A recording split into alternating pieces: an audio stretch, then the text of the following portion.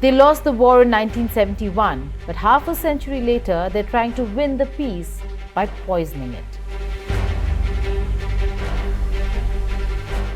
Pakistan's shadow is creeping back into Bangladesh, not with tanks or treaties, but with intelligence operatives, radical clerics, diplomatic smokescreens, and a rising tide of Islamist fervor. Because sometimes those who break free find themselves shackled again, not by bullets, but by backroom bargains, not by generals, but by men in suits with clean hands and dirty agendas. Bangladesh is slipping into the shadow once more, not through invasion, but through infiltration. A quiet coup is unfolding in Dhaka, and behind it, Pakistan's deep state, Bangladesh's old ghosts, and Western powers that have stopped paying attention. Is Bangladesh being recolonized to destabilize India? And if so, who's really in charge? Hello and welcome. You're watching Statecraft with me, Geeta Mohan.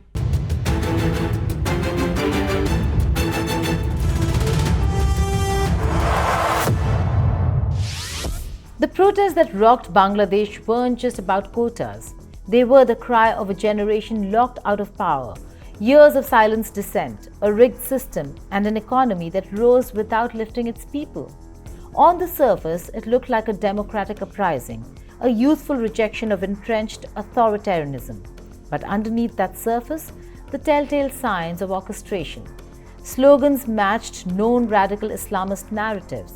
Logistics were too well planned, triggers too precisely timed. This was not spontaneous dissent. Behind the crowd was Islami Chhatra Shibir, the student arm of the banned Jamaat-e-Islami, and behind them, pulling the strings, Pakistan's ISI. Analysts say ISI operatives backed by the West coordinated with Chhatra Shibir to ignite the unrest, weaponize social media, and inflame public sentiment, all with one goal: to unseat Sheikh Hasina's secular government. They got what they came for. Sheikh Hasina's fall was blueprinted by foreign elements, particularly US deep state and its affiliates, including Pakistani ISI. And for that reason, they have worked for many years, at least since 2022, to organize they wanted to generate anger within the minds of the people against Sheikh Hasina. And also, they succeeded in misleading the students and younger generation through massive campaign on social media. So yes, the fall of Sheikh Hasina was not an internal political inevitability. Rather, it was an international conspiracy, international blueprint implemented by the international players and their local mercenaries. Hasina had held Bangladesh together through terrorism, coups, and a war on radicalism. A leader who dared to defy Pakistan, confront Islamists, and stand firm against China's influence. But she made enemies, many, in Islamabad, in Beijing, and even in Washington. Under the Biden administration, US relations with Hasina had soured. Accusations of democratic backsliding, alleged human rights violations, trade tensions. Behind closed doors, reports emerged of US-backed pressure campaigns, funding opposition voices, sanctioning Hasina's close aides, and mobilizing diplomatic pressure through multilateral platforms. The final nail? Job quota protests that burned Bangladesh, resulting in over 1,400 deaths. It worked. Hasina was forced out, and into the vacuum stepped Muhammad Yunus, a man more famous abroad than respected at home. Yunus, a Nobel Peace Prize winner, was the West's perfect face, soft-spoken, globalist, non-political.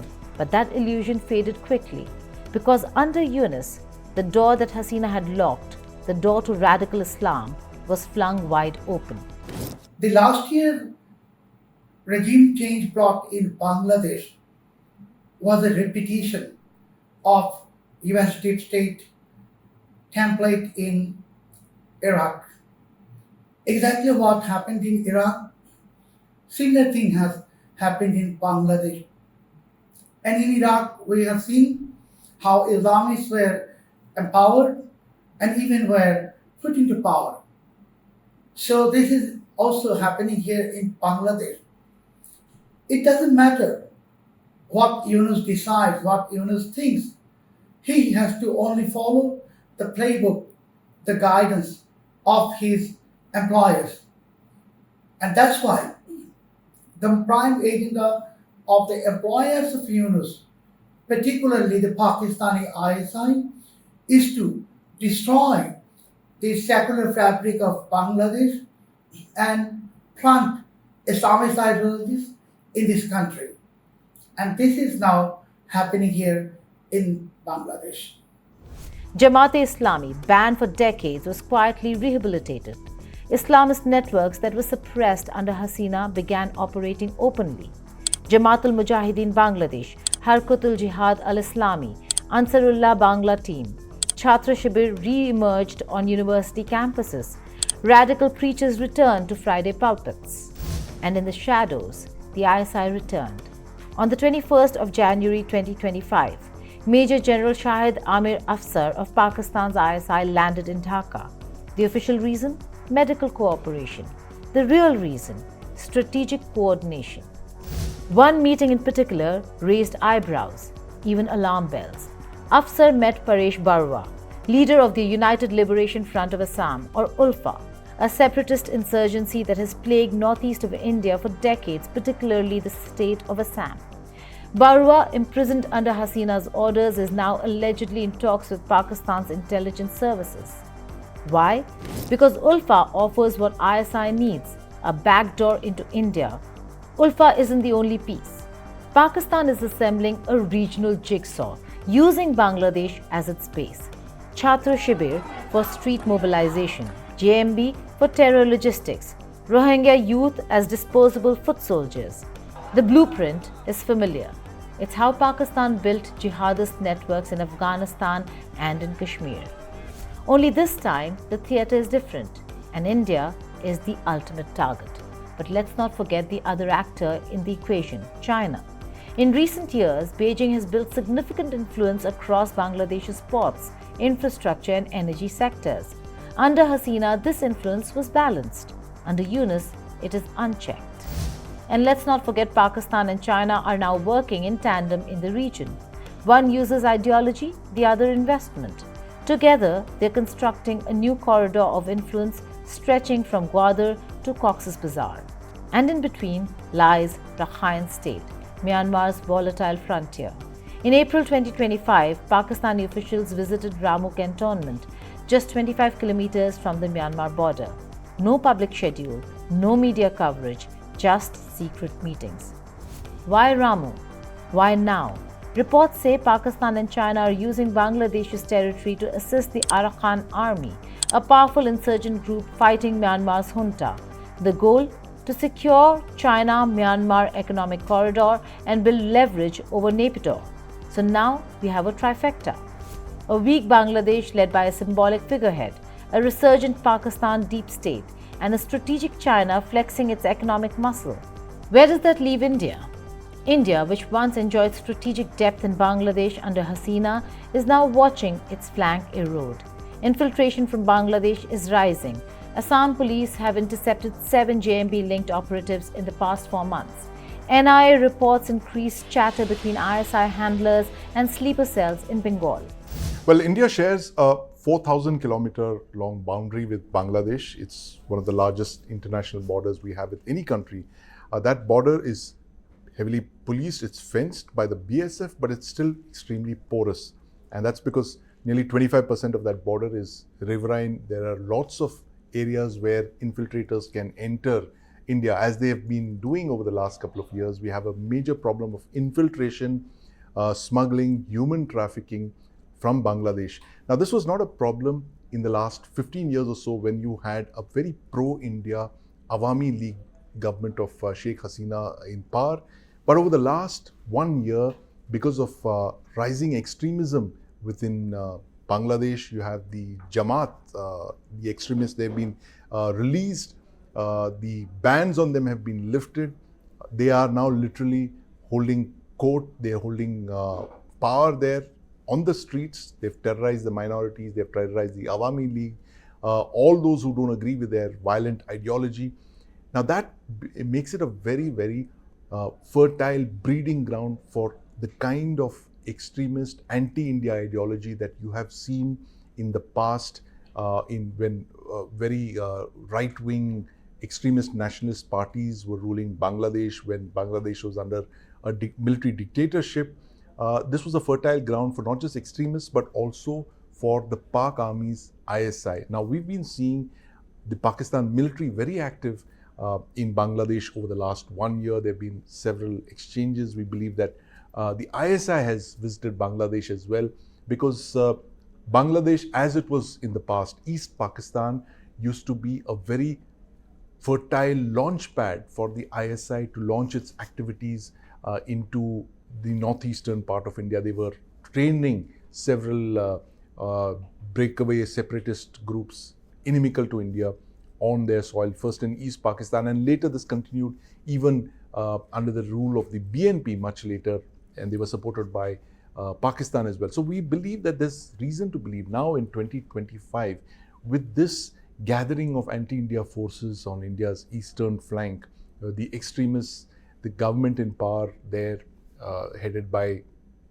the special advisor, all of these point to a very worrying picture for India, for the safety and security of its northeast, and possibly, who knows, even a third front, as is being spoken about by India's security establishment. The northeast of India, always a security concern, is becoming a powder keg. And while India watches, the West turns away. Because here's the bitter truth. The West, especially the Biden administration, helped remove Hasina. They claimed it was for democracy, but what came next wasn't democracy, it was disorder. And now, under Donald Trump, the United States of America isn't just indifferent, it may be enabling Pakistan's rise. Trump's foreign policy is transactional. If Islamabad can help in Afghanistan or counter China in Balochistan or mediate in Iran, then Washington will look the other way in Dhaka. That means no sanctions, no scrutiny of Pakistan's ISI outreach, no alarm over the rise of Islamists, and certainly no support for India's concerns. Trump's America First policy does not include Indian security. This indifference has real consequences, because while the US courts Pakistan, it is India that bleeds. Already radical sermons have returned to madrasas across Sylhet and Chittagong. Already JMB is recruiting Rohingya teens with offers of arms, cash and martyrdom. And already whispers of an East Pakistan 2.0 are growing louder. If we carefully assess the developments and happenings in Bangladesh during the last 1 year, we will understand that this Yunus regime has been gradually implementing certain things which went or which is going in favor of Pakistan. For example, they have waived inspection provisions for any cargoes arriving from Pakistan. They have waived the security clearance provision for Pakistani nationals while issuing Bangladesh visa. And now we are seeing that Pakistani intelligence officers are covertly and overtly visiting Bangladesh very frequently. As Pakistani ISPR has recently said that if there will be any attack on India in the future, it will take place from its Eastern Front, meaning Pakistan, with the support of its backers, US deep state, they're turning Bangladesh into a risky point, an alarming point for India, posing direct threat to India's national security. Recently, only a few days ago, one of the kingpins of Ansar al-Islam, which is a franchisee of Al-Qaeda, major sect, Ziaul Haq. He posted on his social media account calling upon Yunus to let Indian insurgency groups and terrorist groups open their offices in Bangladesh. And who is this Ziaul Haq? Ziaul Haq faces death penalty for murdering an American citizen, and there is a $5 million bounty on him issued by the US Department of State. So a person bearing the US bounty, a person having death penalty, how he entered Bangladesh, how he is operating freely, how he is making this kind of calls on social media, and there is no action from the government. It means Bangladesh now is one of the top security threats to India. And let's not forget the economic sabotage. Under Yunus, Bangladesh's garment exports are plummeting. Western buyers have pulled out. FDI is evaporating. But Chinese firms are stepping in, offering bailouts, contracts, and long-term dependency. It's a quiet economic coup. Some believe this is deliberate, to dismantle Bangladesh's self-reliance and rebuild it as a client state. Even as radicals rise and sovereignty erodes, Yunus continues to play the reformist. His administration has demanded $4.32 billion from Pakistan, reparations owed from 1971. He wants $200 million for pre-cyclone aid that disappeared. He even asked for an apology. But Pakistan has refused all three. Instead, it offers friendship, direct flights between Islamabad and Dhaka, military exchanges, visa-free travel for businessmen, port cooperation between Gwadar and Chattogram. It's a masterclass in soft annexation, and Yunus, willingly or not, is letting it happen. So let's ask the hard question. Is Bangladesh being recolonized, not by force, but by fear and favor? And if so, is Muhammad Yunus a victim of geopolitics or its willing enabler? The patterns are undeniable: radicalism rising, economic sovereignty collapsing, military secrecy increasing, foreign influence deepening, and across the border, India is the only actor trying to contain the fire with limited tools and even less time. The government has not necessarily tried to interact with the citizens. It's mostly about experts. It's mostly about the elites. So who has actually running the whole process? The citizens' engagement within the whole process is extremely limited. We have seen that the government in many cases hesitated when it requires to be coercive, when it needs to be, because it is supposed to have a monopoly of coercion. So in terms of people getting together, what we are calling as mob, when they're attacking the religious places, when they're demanding something in an illegal way, the government has not necessarily succeeded in responding to that in an effective and efficient way. Because the longer this continues, the more porous the border becomes, the more emboldened terror outfits feel, the more demoralized secular forces in Bangladesh grow, and the more likely it becomes that India will face another 2008 or worse. 1971 was not just a liberation war. It was a rejection of Pakistan's ideology, of the idea that religion trumps language, identity, and freedom. That rejection built a nation. Today, the same ideology is creeping back, not in tanks, but in textbooks, not with soldiers, but with sermons. And if Bangladesh forgets why it fought for freedom, then that freedom may soon vanish.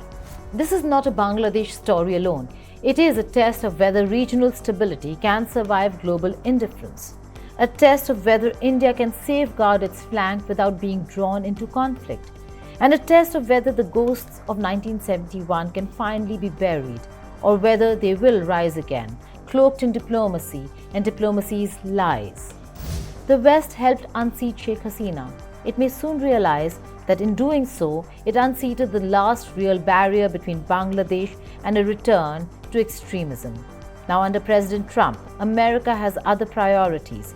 Pakistan is back in its good books, and Bangladesh's descent is no longer a Western problem, but it is very much India's problem.